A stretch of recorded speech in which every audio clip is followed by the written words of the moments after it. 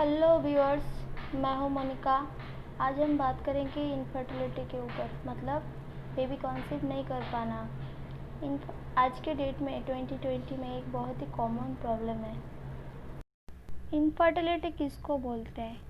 1 year unprotected sexual relationship के बाद भी नेचुरल प्रोसेस से अगर बेबी कॉन्सीव नहीं हो पा रहा है या हो के भी अर्ली स्टेज में मिसकैरेज हो जा रहा है, तभी हम समझेंगे इनफर्टिलिटी। फीमेल सिम्टम्स क्या है? पीरियडिकल जो सर्कल है वो बहुत ही लॉन्ग हो, 35 डेज़ या 40 डेज़ के ओवर हो, या बहुत ही शॉर्ट हो, 21 डेज़ के कम, या एब्सेंट हो, या फिर क्लॉटिंग हो। ये इंडिकेट करता है कि ओवुलेशन प्रॉपरली नहीं हो रहा है। मेल सिम्टम्स क्या है? पहले नंबर में आता है सेक्सुअल डिज़ायर कम हो जाते या फिर मेंटेन करने में बहुत दिक्कतें आती है। दूसरे नंबर में पेन होते, स्वेलिंग होते टेस्टिकल एरिया में। तीसरे नंबर में आता है एबनॉर्मल ब्रेस्ट ग्रोथ।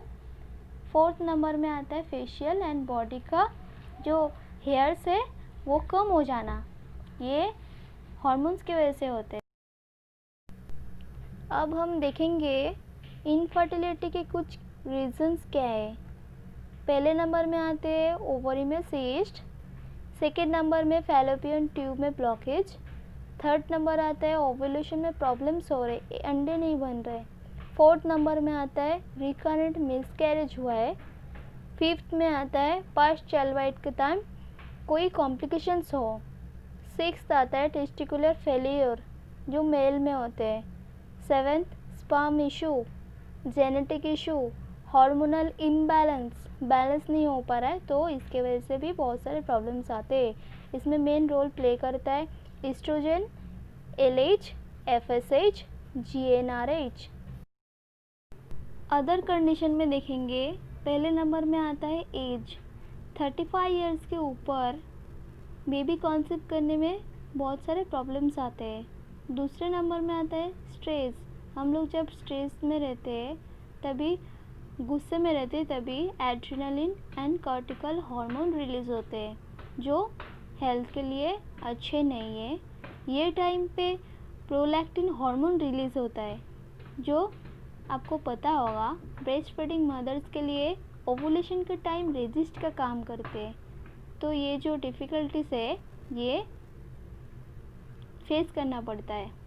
इसीलिए end of the day happy hormones को इंक्रीज़ करें, जिसको एंडोर्फिन बोलते हैं। वो हो सकता है किसी किसी को थोड़ा सा बात लेने में होता है, किसी किसी को बुक रीडिंग करने में वो फील होता है, फिज़िकल एक्टिविटीज़ में हो सकते हैं, या कोई मूवी में हो सकते हैं, या चॉकलेट टॉफ़ी जिसमें अच्छे लगे उसमें। थर्ड नंबर में आता है ओबेसिटी। अगर किसी का बॉडी वेट बहुत ज़्यादा है तो भी रेजिस्ट का काम करते हैं। फोर्थ नंबर में कैफीन, अल्कोहल एंड स्मोकिंग, ये सब की वजह से बॉडी में टॉक्सिन्स बढ़ जाते हैं जो भी प्रॉब्लम हो सकते हैं। सेवेंथ नंबर में आता है एक्सरसाइज, फिज़िकल एक्टिविटीज़ हैप्पी वाले जो हार्मोन्स है एंडोर्फिन उसको इंक्रीज़ करता है, बॉडी का जो स्ट्रेस है वो कम कर देता है, माइंड को रिफ्रेश करता है। इसीलिए मिनिमम 30 मिनट्स एक दिन में एक्सरसाइज करना बहुत ज़रूरी है, नहीं तो 5 डेज़ इन ए वीक भी कर सकते हैं आप।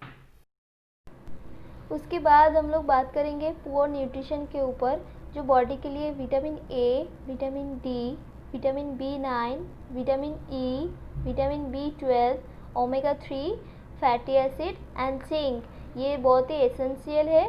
ये सब जो विटामिन्स है ये स्पर्म के क्वालिटी एंड क्वांटिटी को मेंटेन करते हैं।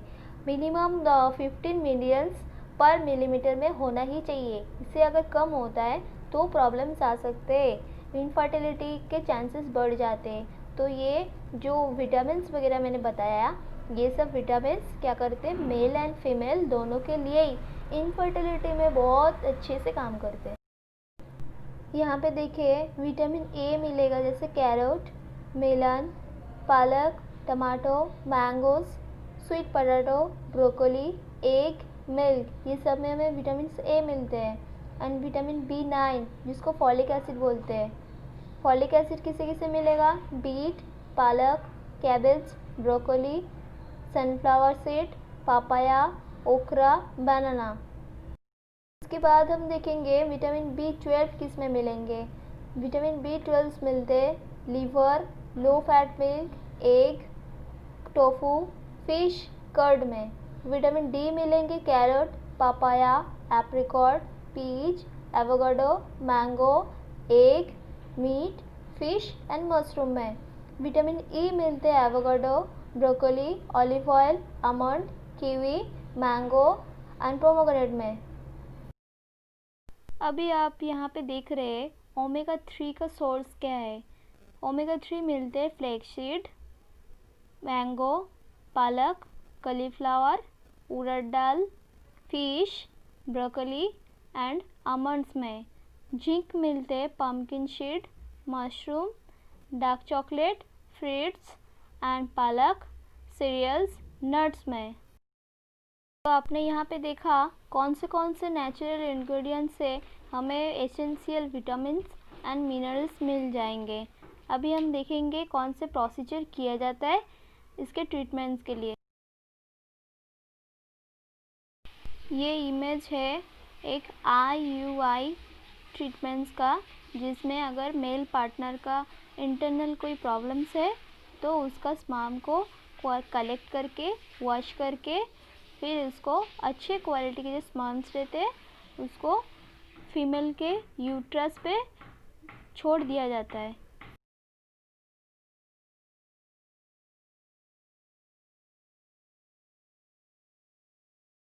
इसके बाद आता है IVF प्रोसेस। अननोन कोई प्रॉब्लम्स हो या फीमेल पार्टनर्स के कोई मेडिकल कंडीशंस हो, जैसे कोई ब्लॉकेज हो गया या एक क्वांटिटी कम है, ऐसे कोई भी अननोन रीजंस हो तो क्या किया जाता है, फीमेल का एग एंड मेल का स्पर्म कलेक्ट करके उसको बाहर लेबोरेटरी में ग्लास के ऊपर फर्टिलाइज करके वो जो एम्ब्रियोला बनता है उसको फीमेल बॉडी के यूट्रस में, सेम फीमेल हो सकता है या अलग भी हो सकता है, उसको इम्प्लांट किया जाता है।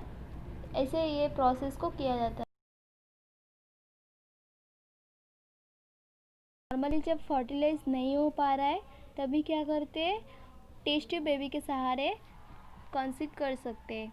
इसमें प्रोसेसिंग है, स्पर्म कलेक्ट करते एंड फीमेल से एग कलेक्ट करके उसको प्रोसेसिंग करके ग्लास में जो लेबोरेटरी में किया जाता है उसको फर्टिलाइज करते एंड देन मोरुला बनेगा। वो मोरुला को फीमेल मदर्स के यूट्रस पे इम्प्लांट किया जाता है और सरोगेट मदर बाहर से स्पर्म एंड एग को फर्टिलाइज करके वो मोरुला को अगर हम दूसरे किसी फीमेल्स को अगर यूट्रस पे इम्प्लांट करते हैं तो इसको सरोगेट मदर्स बोलते हैं। वो मदर्स को बोला जाता है सरोगेट मदर। ये कब करते हैं, जब वो सेम फीमेल का मतलब वो जो फीमेल पार्टनर का अगर प्रॉब्लम्स की वजह से वो कॉन्सीव नहीं कर सकती या उसके ओवरी में कोई प्रॉब्लम्स है, तब जाके ये प्रोसेसिंग किया जाता है। आई होप ये वीडियो आपको अच्छा लगे रहेगा। अच्छा लगे तो लाइक करें एंड किसी को ज़रूरत है तो उसको फॉरवर्ड भी कर दें। Thanks for watching.